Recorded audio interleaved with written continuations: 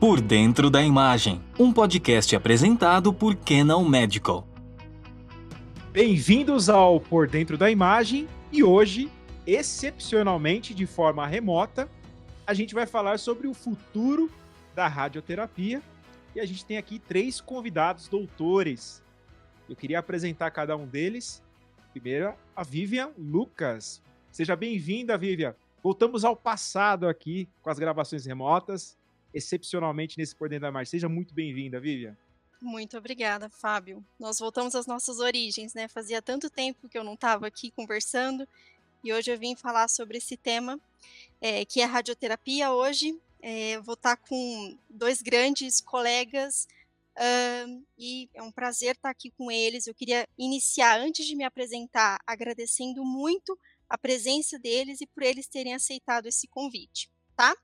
Como o Fábio mencionou, meu nome é Vivian, eu atuo como especialista de tomografia aqui pela Canal Medical, mas eu tenho uma formação em física médica, tanto em bacharel quanto em mestrado, tá bom? Queria dar a voz para os nossos convidados, para que eles se apresentem e que a gente possa iniciar essa conversa hoje. Muito legal. Vivian, obrigado pela sua presença aqui hoje e vou convidar aqui o Renan Serrano para participar aqui com a gente. Seja muito bem-vindo, Renan. Olá, Fábio. Obrigado pelo convite. Cumprimento a Vivian também. Prazer falar com vocês. Eu sou Renan, sou físico médico já há bastante tempo e atuo na Rede D'Or hoje na posição de liderança do time de física médica. A gente tem unidades em vários estados, então eu atuo em diversos locais, principalmente na atividade de criação de novos serviços. Prazer falar com vocês. Vamos lá. Prazer é todo nosso. A gente vai aprender muito aqui hoje nesse Por Dentro da Imagem. E eu queria convidar também o Paulo. Paulo, não vou arriscar falar o seu sobrenome, mas por favor, Paulo, se apresente aqui para a nossa audiência. Seja muito bem-vindo. Maravilha, Fábio. Muito obrigado. Obrigado pelo convite. Obrigado por estar aqui participando do podcast. Um bom dia, boa tarde ou boa noite para a Vivian, para o Renan. Eu sou Paulo Petchevski, eu sou físico médico aqui do Oncoville, em Curitiba. Eu trabalho aqui já tem uns 10 anos, mais ou menos. Antes disso, eu trabalhei mais uns 10 anos em Ribeirão Preto, onde fiz mestrado, doutorado, residência, atuei lá por um tempo. E muito obrigado pelo convite para vir aqui discutir, fazer um bate-bola, um bate-papo sobre o futuro da radioterapia. Muito obrigado, Paulo, pela tua presença aqui com a gente hoje, nesse Por Dentro da Imagem. E para a gente começar a esquentar esses motores aqui da nave-mãe aqui do Por Dentro da Imagem, a primeira pergunta que eu queria saber sobre futuro, né? Eu queria perguntar para o Renan, como que você vê o futuro da radioterapia em termos de linares e tratamentos? Bom, uma pergunta super ampla, né? A radioterapia é uma especialidade relativamente jovem, quando comparada com outras aí do combate ao câncer, né? A gente tem um pouco mais de 100 anos. Então existe uma evolução muito importante na questão clínica. A gente ainda está descobrindo quais são as doses corretas para tratar diferentes doenças. Essa é a verdade. A gente aprendeu, eu e Paulo entramos na radioterapia numa época em que a gente entregava 200 centígrados para quase todos os tipos de doença.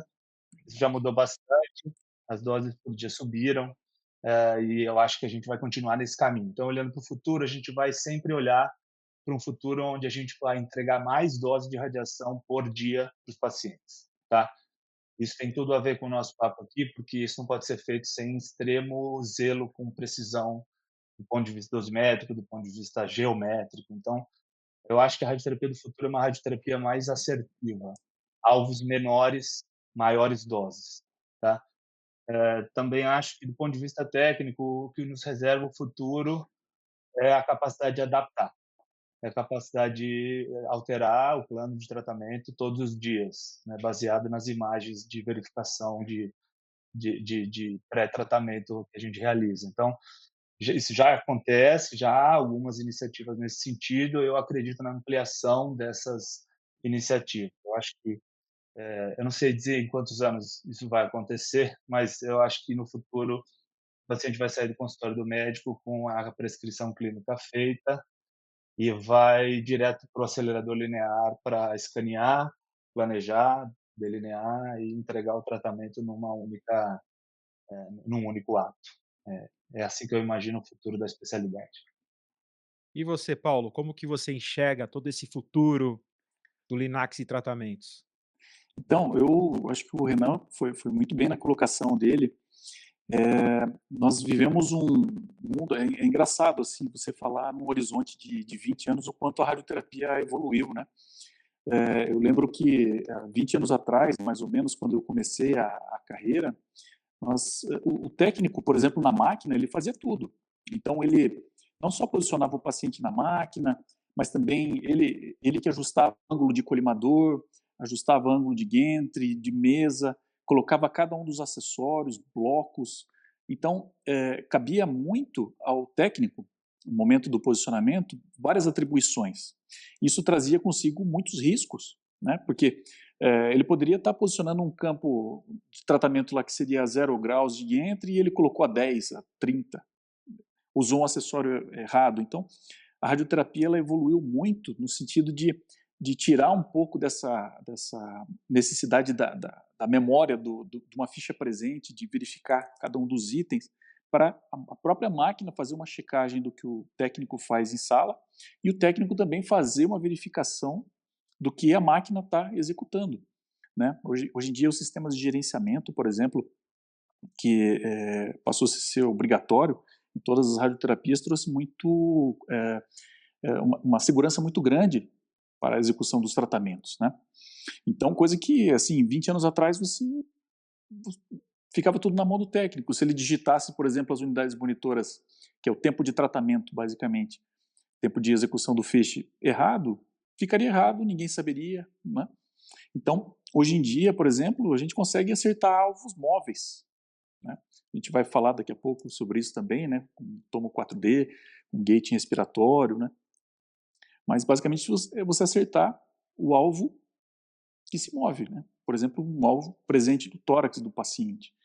Então, eu vejo que a radioterapia ela está evoluindo, como o próprio Renan colocou ali, para campos de tratamentos menores, para maiores doses por fração e menos frações também, né? Então, aqueles tratamentos longos, eles tendem a realmente irem ficando cada vez mais compactos, né? Isso já está acontecendo e eu acredito também na radioterapia, assim, hipofracionamento, né, em geral. Hoje em dia você, por exemplo, você coloca alguns fiduciais na próstata do paciente, né? Você consegue fazer um tratamento de próstata do paciente em 5 frações, né? Com uma precisão muito grande de localização do alvo. Então, isso reduz os campos de irradiação, automaticamente você tem uma irradiação menor de estruturas sadias ao redor, e automaticamente você tem não só um tratamento mais rápido, com mais conforto para o paciente, mas também com muito mais segurança, né? Você tem como monitorar isso ao longo da fração. Então, eu vejo que dentro da radioterapia você tem várias linhas de como é que eu posso dizer, de, de execução mais apurada da radioterapia ao longo do tempo. Olha como o É, é, futuro é promissor, hein? Hein, Vivian? exato. E assim, pegando um gancho que tanto o Renan e o Paulo trouxeram aqui para conversar conosco, né? Esse movimento médico de que os processos precisam cada vez ser mais automatizados para Sim, realmente reduzir riscos, reduzir qualquer tipo de desvio, especialmente no tratamento aqui, como a gente está falando, mas isso se expande para toda a área médica. E a tomografia computadorizada, né, os equipamentos médicos de diagnóstico e planejamento de radioterapia também têm evoluído nesse sentido, de trazer procedimentos cada vez mais automatizados, sempre buscando para uma execução mais rápida, com fluxo de trabalho mais ágil, mas também que a gente consiga padronizar para evitar qualquer tipo de erro fruto de uma distração ou qualquer forma dessas, né. perfeito, eu concordo com você. E você veja como a radioterapia É interessante, né? A gente saiu desse mundo onde tudo era colocado manualmente para um mundo onde hoje o próprio paciente está começando a fazer o próprio check-in na máquina. Porque aí o teu risco hoje, por exemplo, passa a ser você tratar o paciente errado, né? Você chamar o paciente errado e colocar ele lá na máquina. Então, o próprio paciente hoje, ele já está conseguindo fazer o próprio check-in na máquina, identificação de que é ele. Então, isso tudo traz muita segurança para o processo, para a radioterapia, né? Com E falando um certeza. pouquinho agora da questão dos métodos de imagem, né, a gente tem a tomografia computadorizada.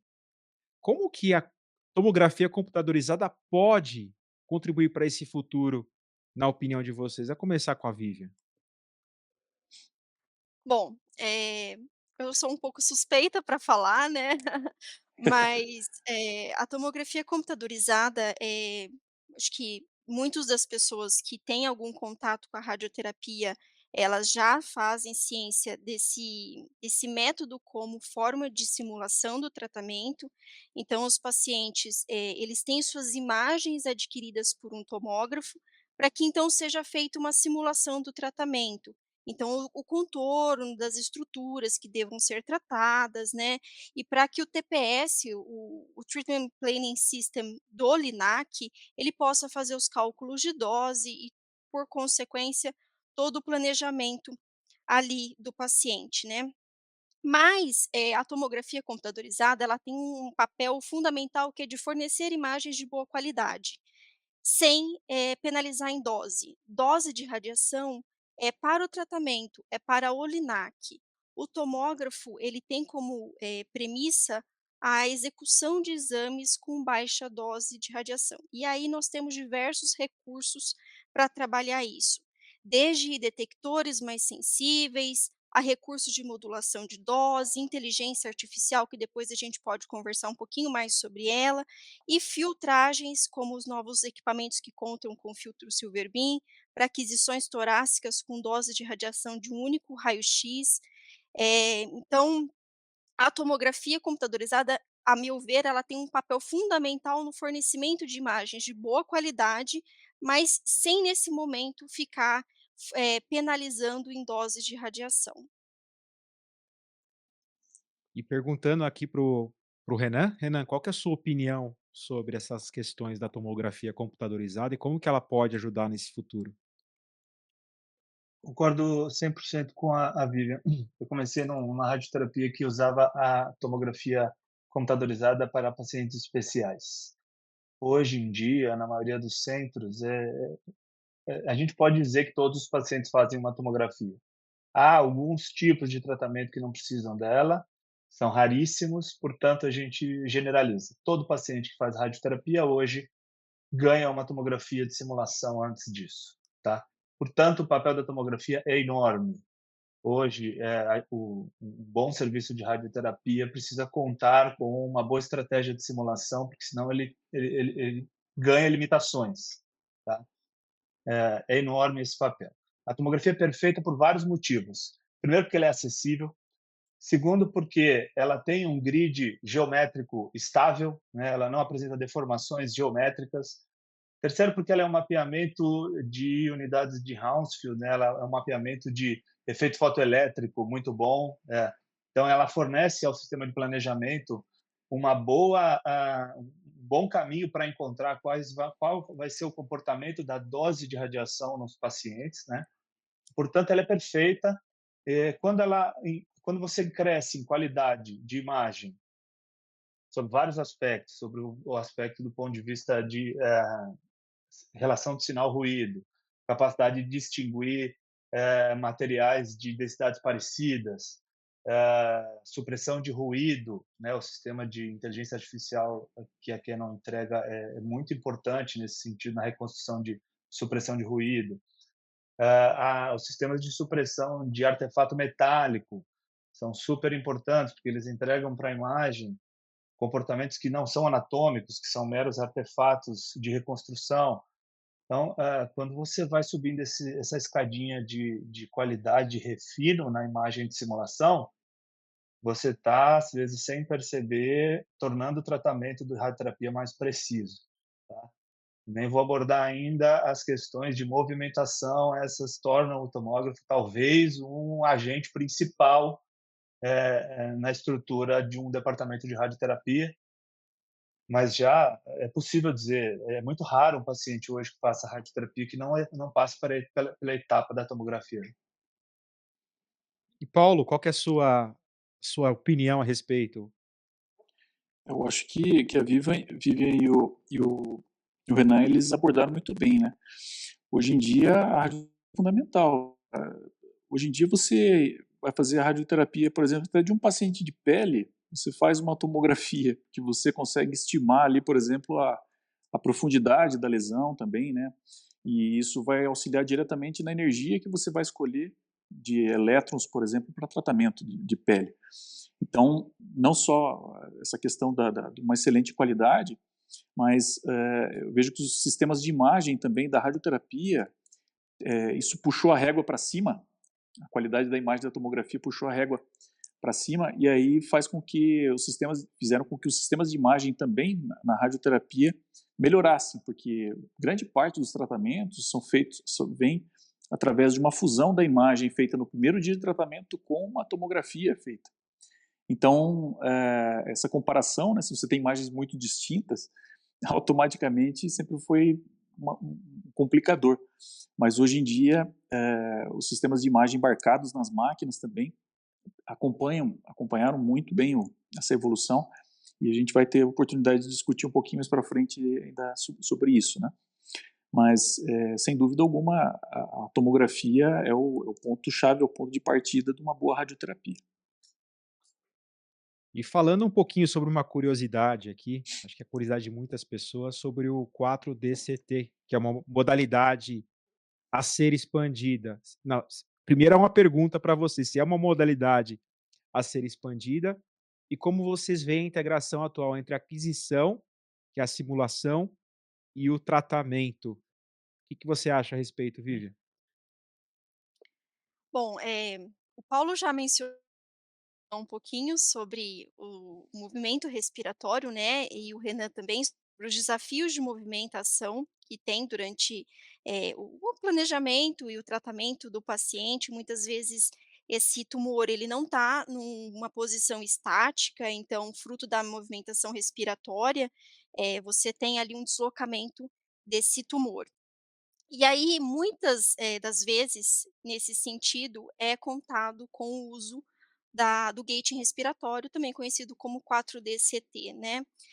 Existe uma compatibilidade, de todos os players hoje disponíveis no mercado com todos os tomógrafos, então a Canon não é diferente, a gente consegue aí uma compatibilidade com todos os players disponíveis de, 4DCT, tá.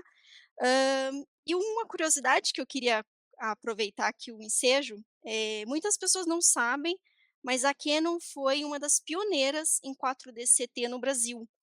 Então, os tomógrafos da Canon foram um dos primeiros a receber essa possibilidade de sincronia com, o ciclo respiratório dos pacientes. Então, grande parte da expertise que nós temos hoje, no Brasil, é fruto da experiência que a Canon trouxe para nós.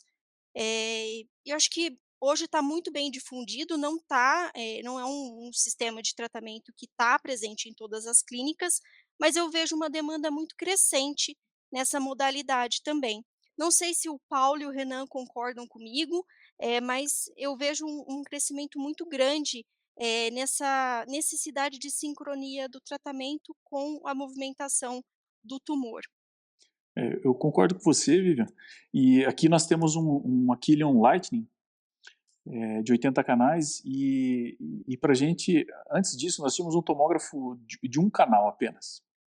E a experiência foi completamente diferente, né? Porque além da própria qualidade da imagem proporcionada pelo tomógrafo, eu costumo dizer assim que o paciente ele não é uma pedra, né? Ele não é um ente estático, né? Então o paciente ele está respirando durante o tratamento, então dependendo do que ele vai tratar, por exemplo, né, tumores de abdômen e tórax, por exemplo, existe essa movimentação, e a partir do momento que existe uma movimentação da região que você precisa tratar, automaticamente o próprio alvo ele também está se movimentando, né?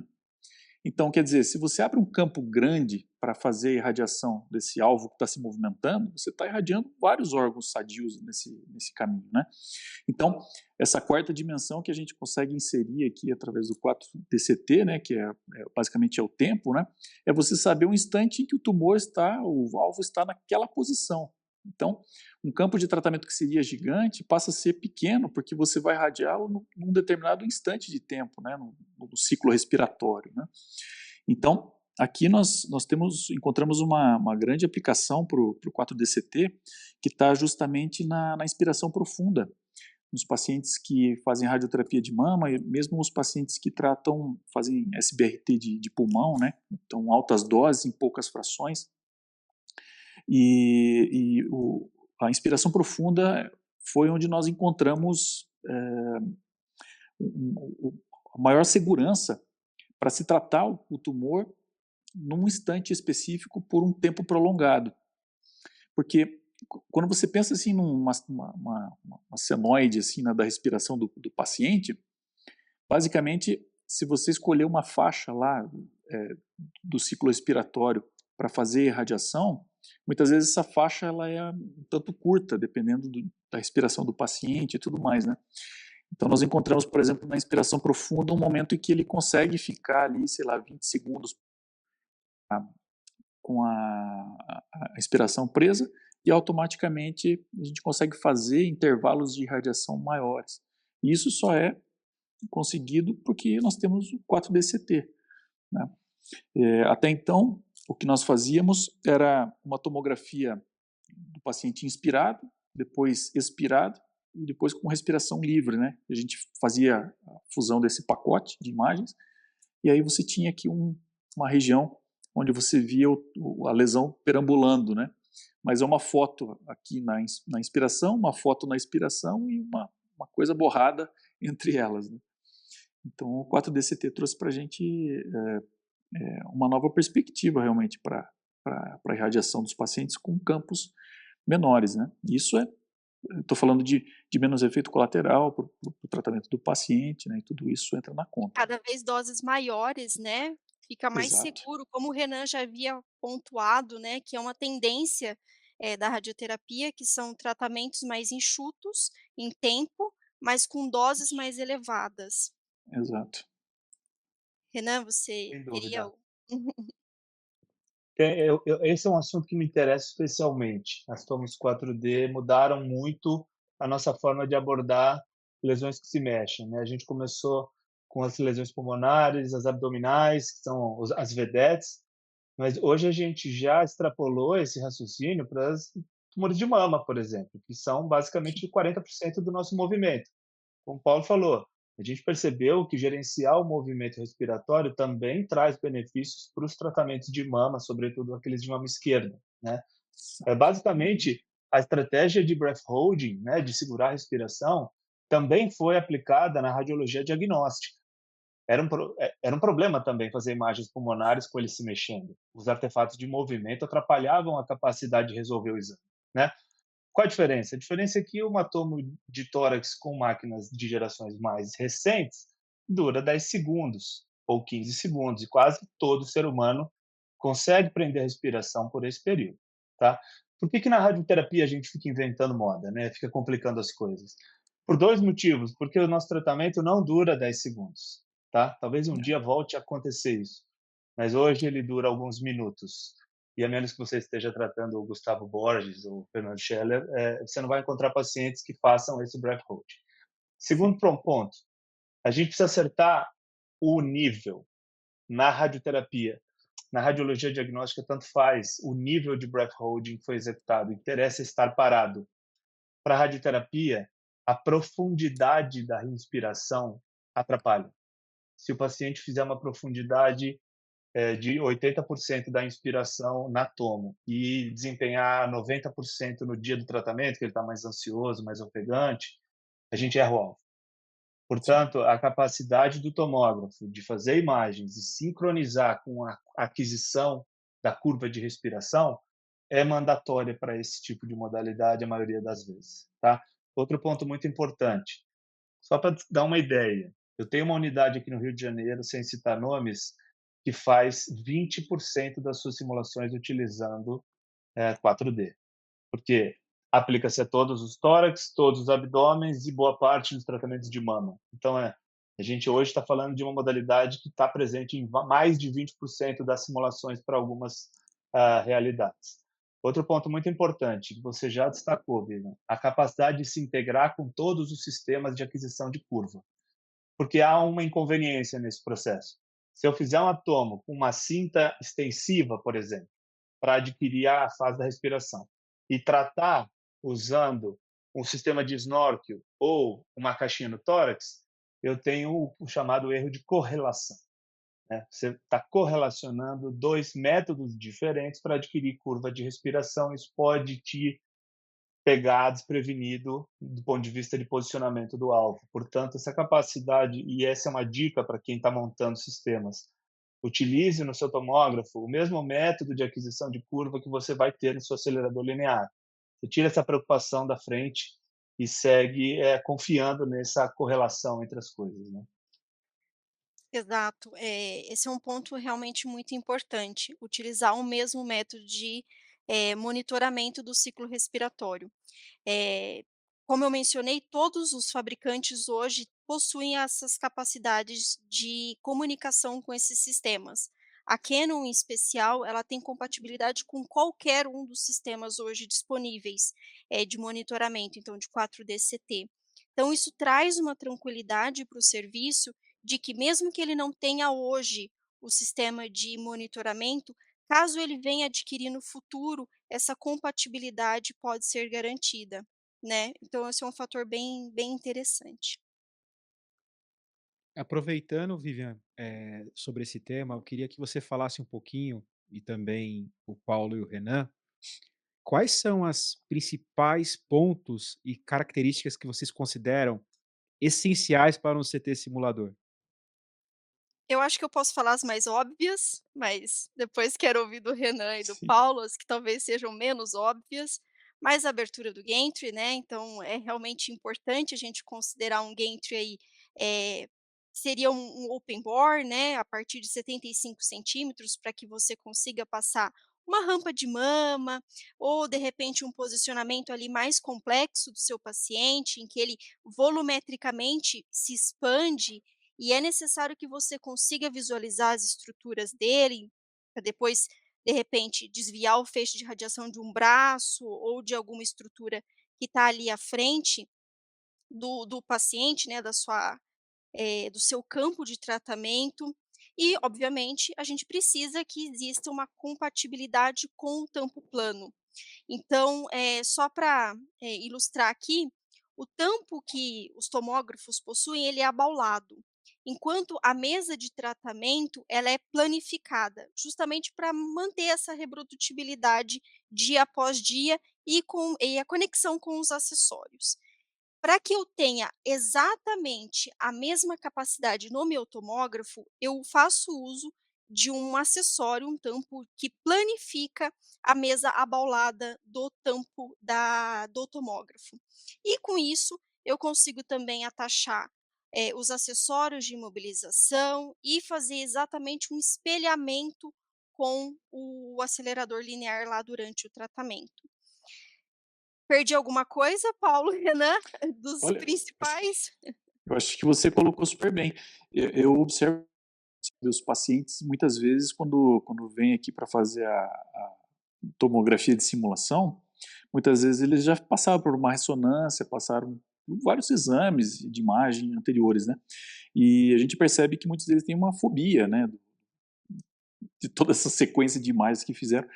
E é perceptível, eles comentam sobre essa questão do bore, né, maior, né, essa abertura do gantry maior, o conforto que ele sente quando ele olha, pô, essa máquina é grande, né, você vai passar ali, mas o espaço é grande e tal. Então, eu acho que isso realmente é um ponto muito importante. Tem uma coisa que eu vejo com as dosimetristas aqui, que já trabalharam em outros tomógrafos e tal, eles percebem também uma coisa que poderia passar desapercebida, mas é a reconstrução automática após aquisição. muitas delas citaram assim que em alguns tomógrafos você tem que entrar numa outra janela, clicar aqui, clicar ali. Então, aqui depois da aquisição, a reconstrução já passa a ser automática, né? Isso é uma vantagem, agiliza também o processo, né? Essa questão que a gente abordou um pouco antes aqui sobre a redução de doses também, eu acho que isso também é um ponto muito importante, né? Você pensar num paciente que faz diversas imagens ao longo do processo até chegar na radioterapia, e mesmo na radioterapia fará outras, né? Então isso também é importante. E eu vejo que a questão do Extended FOV, isso é um ganho tremendo na aquisição de imagem e utilização na radioterapia, porque, como você mesma colocou, essa questão de o paciente ele não passa sozinho no tomógrafo, né? Ele vem com um suporte, vem com um acessório, então você tem que somar a esse volume do próprio paciente, esses suportes e tudo isso. Então, eu também vejo o Extended FOV também como um ponto muito importante a ser considerado com essa característica aqui do CT simulador. Exatamente. Eu concordo com vocês. Eu tenho mais 2 destaques aí que eu acho que vale a pena. A gente já viveu uma época em que a gente não tinha algoritmos de supressão de ruído, e Verdade. algoritmos de supressão de artefatos metálicos. Era muito ruim ter que lidar, principalmente com aquisições que envolviam a boca do paciente, com obturações ou próteses.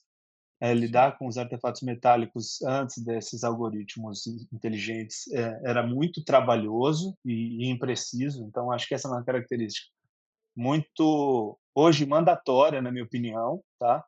Os FOVs estendidos, certamente, a gente precisa obter todo o contorno do paciente para conseguir mensurar e planejar as doses de radiação, né? Diferente do radiodiagnóstico, você pode focar a sua reconstrução apenas na área de interesse, a gente precisa ver tudo, né? E Paulo pode confirmar aí, a gente é bem criativo na hora de posicionar alguns tipos de paciente. A precisa gente ser, ainda né? usa posicionamentos a gente ainda usa posicionamentos em decúbito, ventral para alguns tipos de coisa, os acessórios têm que sair na foto também, frog Sim, leg para alguns tratamentos pélvicos, isso. então, a capacidade de enxergar além do que é né, FOVs aí na casa de 70 centímetros são muito bem-vindos, né. A Sim, gente não com tem certeza. a gente não tem o large bore, né, ainda, espero ter no futuro, ah, ele é ainda mais conveniente do ponto de vista de abertura, né, e de forma de reconstrução puro, mas a gente tem sido muito bem atendido com as reconstruções estendidas para Sim. capturar essas bordas do campo aí. A É, gente falou de tudo. Opa, pode falar. desculpa, Fábio, eu vou complementar um pouquinho mais, porque eles me puxaram uns assuntos muito bacanas, né. Com relação ao Gantry, o Renan pontuou aí desses open bores, né, a Canon tem gantries a partir de 78 centímetros, nós chegamos até 90 centímetros com o Aquilion Exceed LB. Essa é uma máquina extremamente fantástica, ela tem, 90 de bore com 90 de campo de visão, então ela é edge to edge, não existe nada lá dentro que não seja visto. Mas grande parte dos nossos, clientes, eles são muito bem atendidos com 78 centímetros de gantry, como é o caso do Paulo, do Renan, que trabalham, com gantries de 78 e já, atende muito bem, esse cenário mais desafiador da radioterapia. E um ponto que o Renan trouxe aí pra gente, que eu ia cutucar um pouquinho mais à frente, que seria aquilo que é menos óbvio, eh, de se pedir num tomógrafo, que é o redutor de artefatos metálicos. Ele parece ser um algoritmo bobinho, de que eu não vou precisar, eu posso dispensar, mas isso é totalmente, não verdade num cenário de radioterapia. O paciente tenha uma amálgama dentária, o paciente tem algum tipo de prótese, ou de repente ele já fez algum tratamento com sementes lá no passado e essas sementes ainda estão no corpo. Então é realmente muito importante a gente contar com o redutor de artefatos metálicos. Aqui na Canon, nós trabalhamos com o CEMAR. Ele é um algoritmo redutor de artefatos metálicos que está disponível já em todo o nosso portfólio de tomografia computadorizada. Ele usa apenas uma energia, então a gente não precisa fazer duplas energias para conseguir fazer essa redução. E algo também muito interessante sobre ele é que ele foi estressado por uma universidade da Noruega, que avaliou todos os players e que trouxe como resposta que o CEMAR, da Canon, ele é o que mais eficientemente consegue suprimir esse artefato para diferentes materiais de próteses e também, conservar melhor o nível de HU adjacente a essa prótese. E é justamente esse nível de HU que o TPS lá na frente vai usar para fazer cálculo de dose. Então isso é muito interessante, e muito importante de ser considerado para a aquisição, de um tomógrafo para o intuito de simulação também, tá. Eh, Vou dar sequência nisso, porque eu queria cutucar ainda um pouquinho mais, né. Como é que vocês pensam que, o tomógrafo como um agente simulador, ele consegue influenciar para vocês na tomada de uma decisão dentro da radioterapia? Não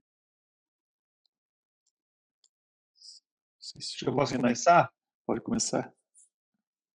Bom, quando você tem um tomógrafo adequado, você começa com um leque de opções bem maior, né? Eu já vivi outras realidades, temos hoje no grupo outras realidades com algumas limitações, então as tomografias 4D abrem um leque enorme, as tomografias que não têm as supressões de artefato metálico trazem algumas imprecisões, às vezes, impeditivas, principalmente no tratamento de cabeça e pescoço com lesões bucais, alguns tratamentos de próstata com próteses bilaterais, né, o implante de próteses de fêmur é hoje uma epidemia mundial, né, cada vez mais comum em faixas etárias compatíveis com os tumores de próstata. Então, não é super raro fazer tratamento de próstata com pacientes que têm prótese bilateral, acontece.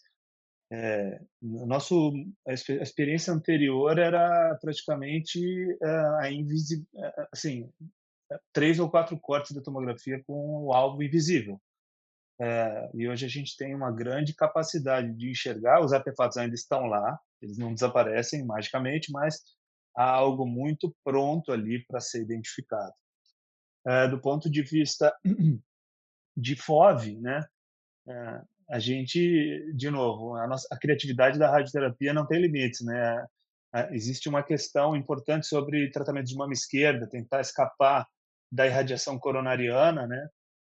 Um trabalho de 2012 mostrou que as pacientes que fizeram radioterapia esquerda aumentaram seu risco cardíaco.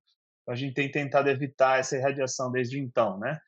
Alguns fazem isso com breath holding, outros fazem isso com decúbito ventral, tratar a mama de barriga para baixo. Isso envolve acessórios volumosos, coisas que não Sim. passam em tomógrafos de FOV convencional, de bore convencional. Então é isso, ter um tomógrafo de bore maior e bem equipado aumenta seu leque de opções, muda as escolhas que você faz na hora de abordar um paciente na radioterapia, com toda certeza.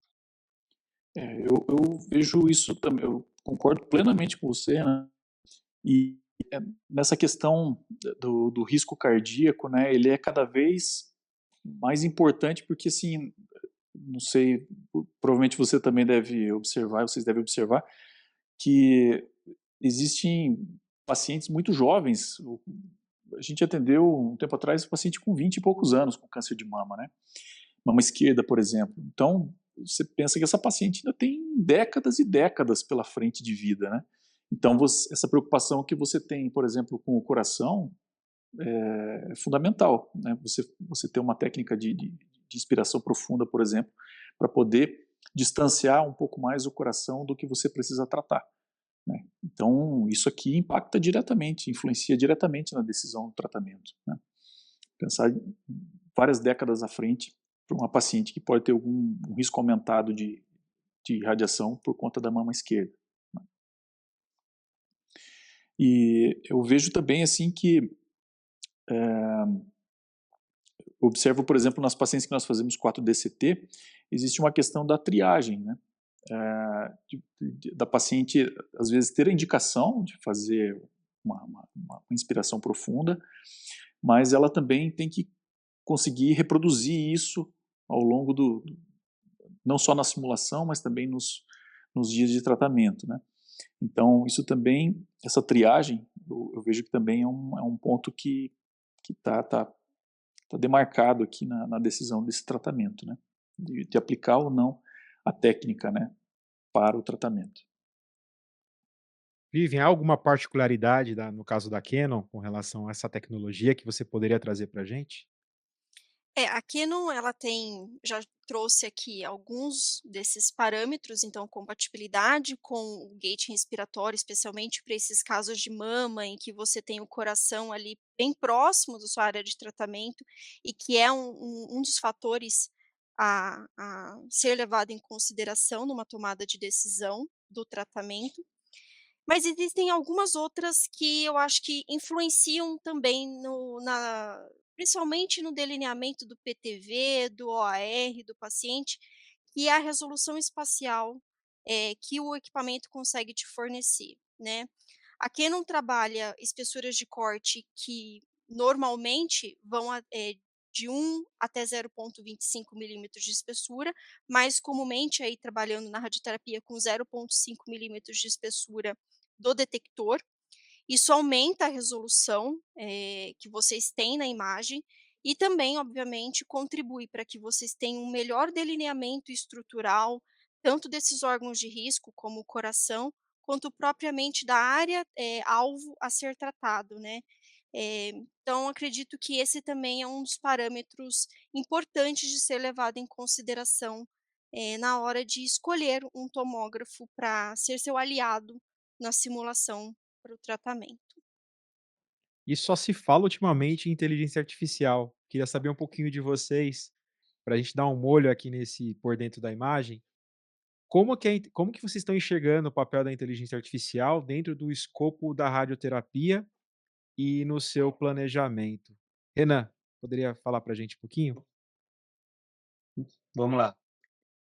Inteligência artificial, eu acho que é um nome muito usado hoje em dia, né? E ele é uma evolução orgânica dos sistemas computacionais, né? Basicamente. Eu vou até falar sobre isso no congresso da SBRT esse ano, já aproveitando para fazer um merchan aí, vai ter um tema sobre isso, eu vou dar uma aula. Ah, o fato é, eh, até influencia um aspecto que a Vivian trouxe, os cortes, né, a espessura de cortes em radioterapia. A gente antigamente era meio econômico na espessura de cortes, porque isso era muito time consuming, porque o dosimetrista ou o médico tinha que delinear exames longos com cortes de 1 milímetro, e isso acabava que ele pulava vários cortes para delinear e depois interpolar. Os softwares de inteligência artificial, de automação desses processos, estão fazendo a gente ficar um pouco mais relaxado na hora de cortar com mais resolução. Esse trabalho não é mais, não em todas as instituições, mas tende a não ser mais feito manualmente, tende a ser feito por um software, o que nos dá mais resolução na reconstrução 3D do que a gente está tratando, né? A gente teve muito êxito, agora voltando para a radioterapia, saindo do tomógrafo, a gente teve muito êxito nas últimas 2 décadas em tornar mais automatizado e mais ajeitado o processo de tratamento. O ambiente do tecnólogo, na sala de comando dos aceleradores, está muito sob controle, já tem um bom tempo que ele está seguro. O Paulo citou uma época em que a gente tinha que digitar número por número dos tamanhos de campo, dos filtros e das unidades de monitor dos 7, 8 campos de cada um dos 50 pacientes que se tratava num dia. Sim. A chance de um tecnólogo voltar para casa sem cometer nenhum erro é zero, né? Então esse ambiente está super controlado. Agora a gente está num caminho de controlar a sala de planejamento. Eu tenho dito isso. Hoje, se um dosimetrista esquecer de desenhar um tronco cerebral, pode ser que o radio-oncologista esqueça de verificar, pode ser que a gente, na hora de planejar, o dosimetrista planejando, não entre com este parâmetro na otimização, pode ser que a gente entregue no tronco cerebral de um paciente doses maiores do que a gente gostaria, simplesmente porque ele não está lá. A inteligência artificial, a automação, os protocolos de estrutura estão chegando não para fazer planos melhores do que eu ou o Paulo fazemos. Não é uma competição sobre quem faz o melhor plano. É uma corrida de padronização. É uma corrida que inclui sempre todos os parâmetros pré-estabelecidos no seu protocolo em todos os pacientes, de segunda a sexta-feira ou nos sábados e domingos, já que o software pode rodar o tempo todo. Ter uma boa tomografia, um bom protocolo de aquisição de imagem, com a resolução adequada, com os parâmetros adequados, vai imputar nesse processo de inteligência artificial um material muito reprodutível. Os sistemas de delineamento automatizados e de planejamentos automatizados funcionam muito melhor quando tem alta qualidade na simulação. Então, acho que isso é uma cadeia natural. Eu acredito que daqui a 10 anos a gente não vai mais gastar muito tempo delineando e planejando pacientes. O Brasil, obviamente, tem sempre um caminho mais longo a percorrer, porque o Brasil é muito plural. Há lugares onde isso vai chegar mais rápido, outros lugares menos rápido, mas eu sei que no futuro um físico médico não vai gastar metade do seu tempo operando um software. Garanto isso a vocês. Eu não sei se isso vai acontecer daqui a 1 ano ou daqui a 10 anos, mas Isso a é muito gente não vai importante, gastar né? metade. Isso é muito importante, né, Renan? Porque a gente observa, nós estamos meio que na linha, né, quando falamos de radioterapia, o paciente chega para a radioterapia quase que como última etapa do processo de tratamento oncológico, né, depois de ter passado muitas vezes por uma químio, por cirurgia e tudo mais, né? Então, a gente observa uma grande ansiedade, muitas vezes, né, desse paciente em finalizar de uma vez essa etapa, virar essa página de uma vez, né? Porque esse paciente, se você pegar ele desde que ele teve o diagnóstico, por exemplo, e até o momento que ele está aqui chegando na radioterapia, então, tudo que a gente conseguir agilizar em termos de radioterapia, né, ele está ansioso, ele quer terminar essa etapa de uma vez. E eu acho que a inteligência artificial nessa questão de autossegmentação vai agilizar realmente, já está vindo para agilizar toda essa questão de diminuir o tempo das etapas, né, dentro da radioterapia, né. Eu vejo também que essa questão de um plano adaptativo, né.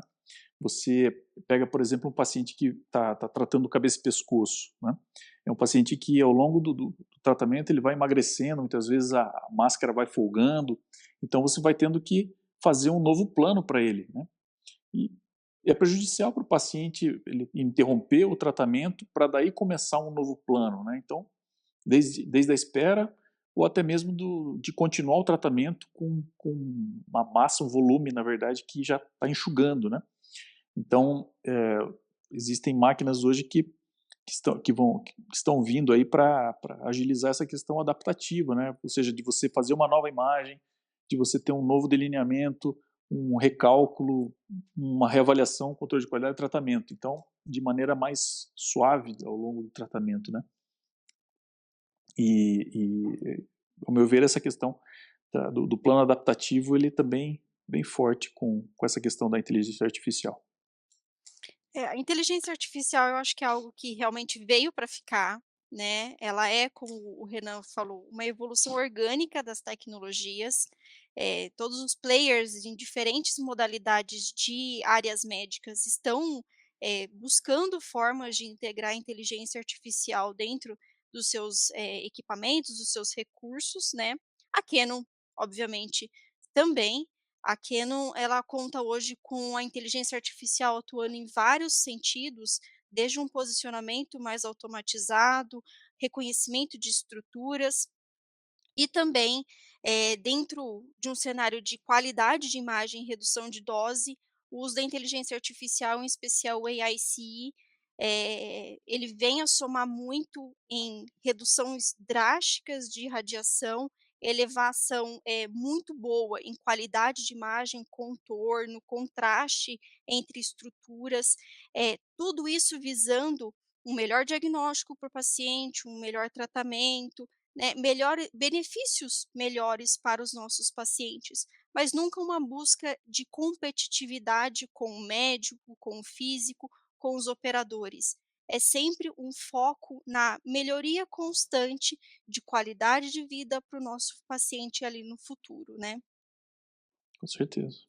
E falando um pouquinho agora, eu vi que o Renan comentou aí do congresso, né, do congresso da SBRT, né, que é o 26º Congresso da Sociedade Brasileira de radioterapia, que vai ser em Salvador, na Bahia.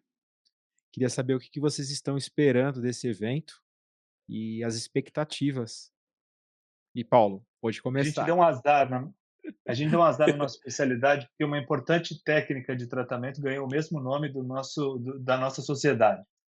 A É SBRT é conhecido verdade. no mundo como uma modalidade de tratamento, e no Brasil é a Sociedade Brasileira de Radioterapia. Olha que Ele é um curiosidade. congresso ele é um congresso muito interessante, ele tem um bom programa destinado a físicos médicos. O programa principal, obviamente, é destinado a radio-oncologistas, mas com vários assuntos técnicos, vários convidados internacionais, e um programa destinado a tecnólogos e dosimetristas, que acontece normalmente no sábado, né? Eu vou todo ano ao congresso, sou suspeito a falar, já faço parte do programa há muitos anos.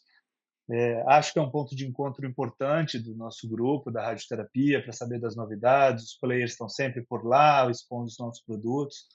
Acho que esse ano em Salvador tende a ser muito legal, porque as cidades turísticas atraem participantes de fora, né? Quando eu estou no Rio de Janeiro, hoje em dia, apesar de ser natural de São Paulo, os congressos nessas cidades turísticas costumam ter bastante adesão. Acho que o tema a inteligência artificial vai bombar, é um tema em alta nesse processo, muitos centros interessados em aprender um pouco mais sobre as automações que esses algoritmos trazem, vários players diferentes oferecendo esse tipo de solução. Eu acho um espaço importante para a Canon expor o seu produto, já que tem algo muito voltado para a radioterapia, com bastante bons resultados aí nos que já usam. Eu concordo com o Renan e, e eu vejo que o congresso sempre é uma oportunidade de você reencontrar os amigos, né? Porque a radioterapia ela consome bastante do tempo dos profissionais, né? Então é uma oportunidade de troca realmente, né? De experiências. Isso eu acho que é muito valoroso no congresso, né? E eu olhando o programa também eu concordo completamente com o Renan no que ele disse em relação à inteligência artificial.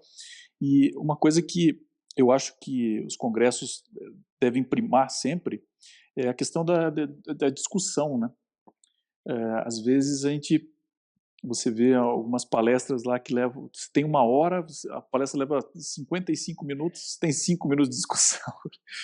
Então, essa é uma coisa que eu sempre bato com o pessoal, assim, porque a discussão, ela talvez é o que tem mais valor quando você reúne um grupo de profissionais, né? E a SBRT, ela reúne médicos, reúne físicos, técnicos, tecnólogos e tudo mais, né? Então, eu sempre bato com o pessoal que é importante você dar tempo à discussão, né, de tudo que é colocado dentro do congresso, né?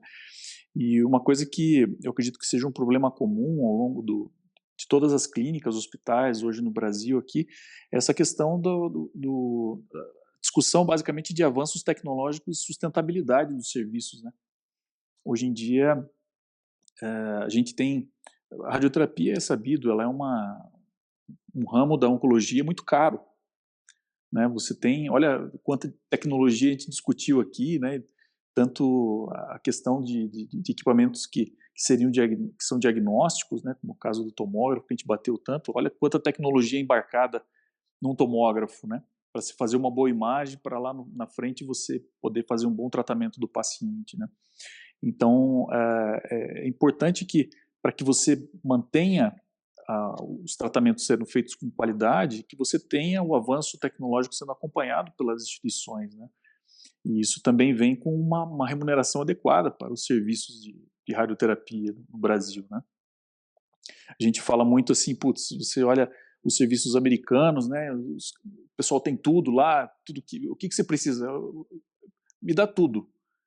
Então, é uma realidade assim onde se tem uma remuneração muito superior ao que a gente encontra aqui, né? E eu acho que isso é um ponto de destaque assim, a ser discutido, saber de todos os colegas como tem se conseguido alguma margem para negociações, né? Porque a tecnologia ela precisa vir, senão a gente fica muito distante da realidade do mundo, né?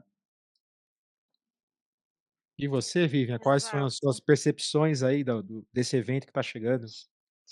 Bom, minhas expectativas são muito altas. Salvador, virou minha segunda casa esse ano. São vários eventos que estão acontecendo em Salvador. Já tivemos o congresso da ABFM, né, que é a Associação Brasileira de Física Médica. Agora nós teremos o da SBRT e também, concomitantemente, o DIC, que é o Congresso de Imagem Cardiovascular, também aqui do Brasil. Então, assim, Salvador virou minha segunda casa. Eu estou muito feliz de poder ir tanto ao Nordeste, né.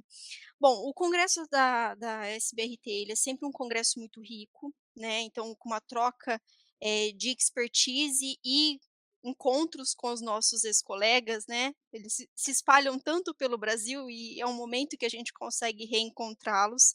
É uma troca de experiências entre físicos, os médicos, né, os radioterapeutas, alguns radiologistas também, dosimetristas, técnicos e tecnólogos, então isso enriquece muito o bate-papo.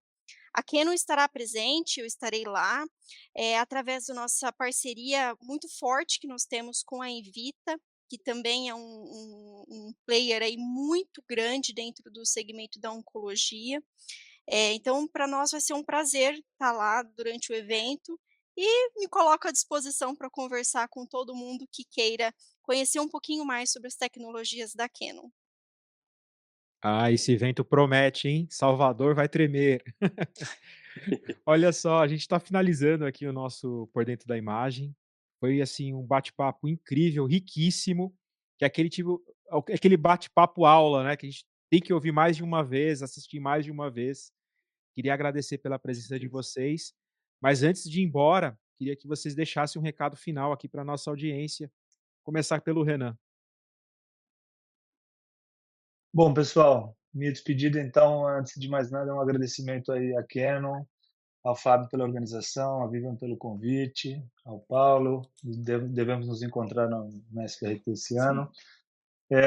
Foi ótimo falar com vocês sobre esse tema, aprendi algumas coisas hoje aqui também, algumas sobre podcast, outras sobre radioterapia aí com o Paulo. Essas reflexões são importantes nos processos, né, de crescimento da gente, dos novos centros, do que a gente entende como importante na radioterapia. Fico à disposição, se quiserem compartilhar o meu e-mail com a audiência desse programa, fiquem à vontade, fico à disposição. Se o assunto for radioterapia, eu posso ajudar. Grande abraço a todos e obrigado.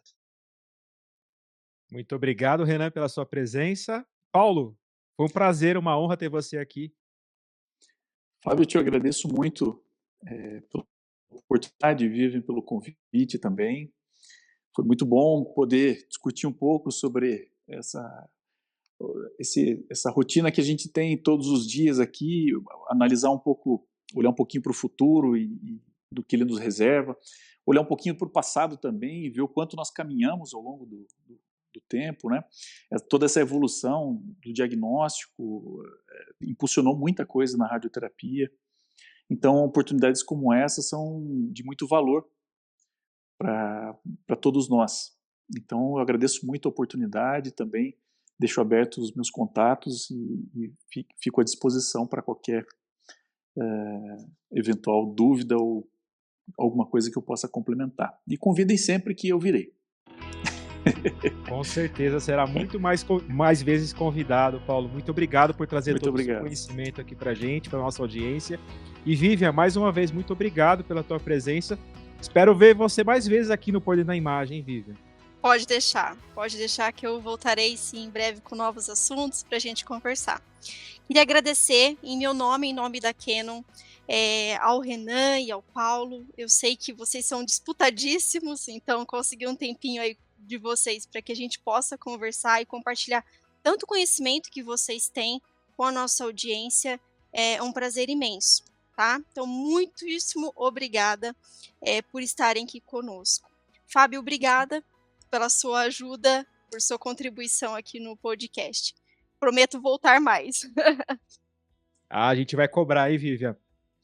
Eu queria agradecer a vocês que acompanharam esse Por Dentro da Imagem. A gente está nas principais redes sociais, Vocês acompanham os episódios no YouTube e no Spotify, em áudio e vídeo, como você preferir.